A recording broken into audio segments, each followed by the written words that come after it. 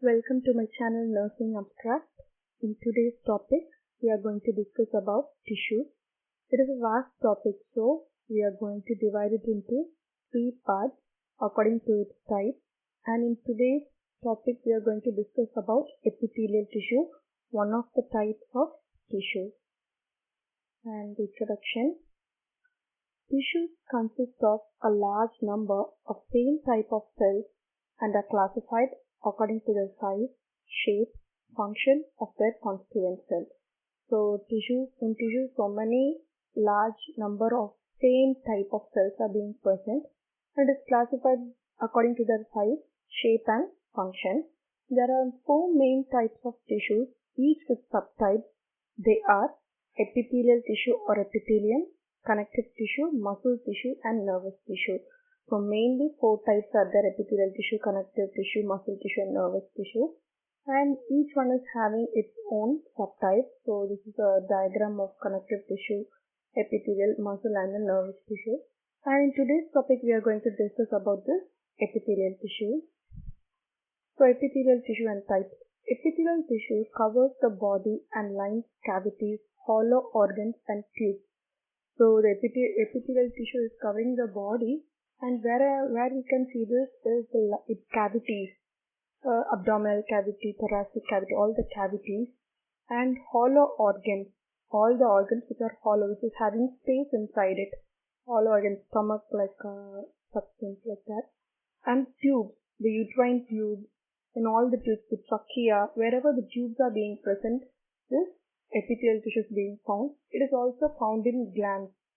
Glands it is understood. Its functions include protection of underlying structure from chemical and mechanical damage, for example, dehydration like things. So the function is to protect the underlying structure from chemical. In stomach, chemical structure, the acid secretion is more. So from that, for protecting this epithelial tissue is the underlying structure, which is the basement, which is above the basement membrane. So it's protecting the stomach from being damaged. So it's also helping in secretion and absorption. The cells are very closely packed and the intracellular substance matrix is minimal. It is very closely packed and the thickness is very minimal. And the cells usually lie on a basement membrane, which is a connective tissue made by epithelial cells themselves. So the cells are usually attached to the basement membrane, and which is a connective tissue. This basement membrane is a connective tissue, and the connective tissue consisting of the epithelial cells. Okay. So it is classified into simple epithelium and stratified epithelium. Simple means a single layer of cells. Stratified means several layers of cells. So flow chart on types of tissues. So today we are discussing about epithelial tissue, and there are 2 main types: simple and stratified. Simple means single layer, stratified means several layers. So now we are going to see about this simple, which is it has 3 types, that is the squamous, columnar and the cuboidal. So in stratified, 2 types are the stratified squamous and transitional. And the stratified squamous is divided into keratinized and non-keratinized. So now we are going to see about this simple epithelium. So simple epithelium consists of a single layer of identical cells. So all the cells are similar, all the cells are identical in the simple epithelium. It is usually found on absorptive or secretory surfaces where the single layer enhances these processes. So it is found on the absorptive and the secretory, so wherever absorption is taking place or secretion is taking place, the simple epithelium is found because it enhances because it is a single layer. It enhances the process of absorption and secretion.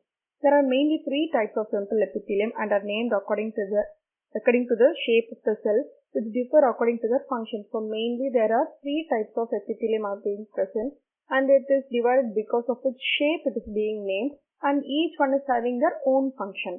The more active the tissue, taller the cells. So how tall the tissue is, so that much active the tissue.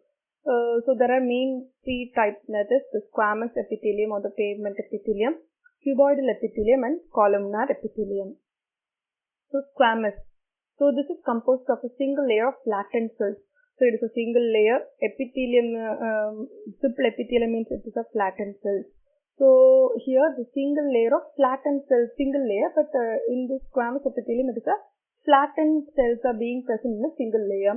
The cells sit closely together like flat stones, forming a very thin and smooth membrane across which the diffusion occurs easily. In last topic we discussed about the diffusion, where the water will be moving from higher concentration to lower concentration. So here, because it is single layer, easily the water is being transmitted from the higher concentration to lower concentration.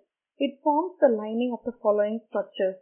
So where we can see this squamous epithelium is the heart, at the endocardium, it is the layer of the heart. It is named as endocardium. In blood vessels and the lymph vessels, it is named as endothelium. Alveoli of the lungs. In lungs, there will be a small pouch-like structure. So alveoli of the lungs, lining the collective duct of nephron in the kidney. So in these four parts, we can mainly see the squamous epithelium. So cuboidal epithelium, this is a single picture where we can see three types. Squamous, it is being flattened stone-like structure. Cuboid, it will be in cube shape, and column. Columnar, it will be column-wise, it will be present. So each one is attached to the basement membrane. Okay. So cuboidal epithelium, this consists of a cube-shaped cell fitting closely together, lying on a basement membrane. Everything is lying on a basement membrane. The cuboidal epithelium is actively involved in secretion, absorption, and excretion. So this is involved in secretion and absorption. This is involved in secretion, absorption, and excretion. So it forms the kidney tubules, and it is found in some glands such as thyroid. So this one is present in the kidneys as kidney tubules, and it is also found in the thyroid glands. So columnar epithelium, this is formed by a single layer of cells, rectangular in shape, on a basement membrane. As we have seen in the last picture, rectangle shape which is attached to a basement membrane. So it lines many organs and often has adaptations that make it well suited to a specific function. So because of its it lines so many organs, and it has an adaptation, that is, it can suit anywhere, and because of its specific function, it can suit anywhere and any organ. The lining of the stomach is formed from simple columnar epithelium without surface structure. So the stomach, there is many layers are being present in that. The columnar epithelium is also there. So the free surface of the columnar epithelium lining small intestine is covered with microvilli. The microvilli provides a very large surface area for absorption of nutrients from the small intestine. So in the small intestine, this microvilli is being present, and below that it is the columnar epithelium. The small intestine is covered with columnar epithelium, and above that columnar epithelium, small microvilli, finger-like projections will be present. This microvilli is helping in absorption of nutrients from the small intestine. In trachea, columnar epithelium is ciliated and also contain goblet cells that secrete mucus. This means the inhaled particles stick to the mucus layer and are moved towards the throat by cilia in the respiratory tract. So in the respiratory tract, trachea, the air passage, the trachea is being lined with columnar epithelium. Okay? So in that, small cilia means a small hair-like projection, and it also contains goblet cells. This columnar epithelium also contains some goblet cells that secretes the mucus, that is the sticky substances, that watery sticky substances, because when we are inhaling so many dust and all the particles will be going inside the trachea. So this mucus sucks all the dust particles, and through the cilia, everything is being moving in upward direction, and it will be traveling away from the throat to the mouth. So in uterine tubes, the ova are propelled along by the ciliary action towards the uterus. So in uterus, the uterine tubes are being attached. So when the ova is formed, it will be coming through the uterine tubes and reaching the uterus through this ciliary actions of the cilia. Okay. So next we can see the diagram. So this is the columnar epithelium, and it is the villi, that is the finger-like microvilli, that is the finger-like projection. So you can see here. There is the microvilli, and this one is the trachea, that is the air passage, and when it also secretes the mucus, this is the cilia, that is a small hair-like projection. The microvilli is a finger-like projection, cilia is a small hair-like projection to the same person. So when the particles are being inhaled, it will stuck to this mucus, that is the goblet. The goblet cells will be producing mucus. It will stuck to that, and through the upward motion, the cilia will be transmitting everything to the mouth. So it will be taken out from the mouth. So stratified epithelia. So as we have discussed,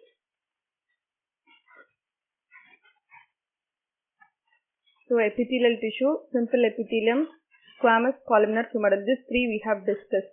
So now we are going to see about stratified squamous and transitional. It is being divided. Stratified squamous divided into keratinized and non-keratinized. This is what is stratified means. Several types of cell. Already we have seen a small introduction. So stratified epithelia consists of several layers of cells of various shapes. Various shapes are being present. The continuous cell division in the lower layer pushes the cell above nearer and nearer to the surface when they are shed. So the cells which is being present here, so when it is going to be shed, when it is going to shed, it will just move it above and above, and it will be shed from the top layer of the cells. So basement membranes are usually absent. In simple epithelium we saw it, they are attached to a basement membrane, but here the basement membrane is being absent. The main function is to protect the underlying structure from mechanical wear and tear. So it is protecting the underlying structure, and there it is not protecting any underlying structure. So in this stratified epithelia, it is protecting the underlying structures. So there are main two types, stratified squamous epithelium and transitional epithelium. So stratified squamous and the transitional epithelium. I'll explain this picture later. So stratified squamous epithelium. This is composed of several types of cells. In the deepest layer of the cells are mainly columns. As they grow towards the surface, they become flattened and they shed. So here you can see the cells are being in column.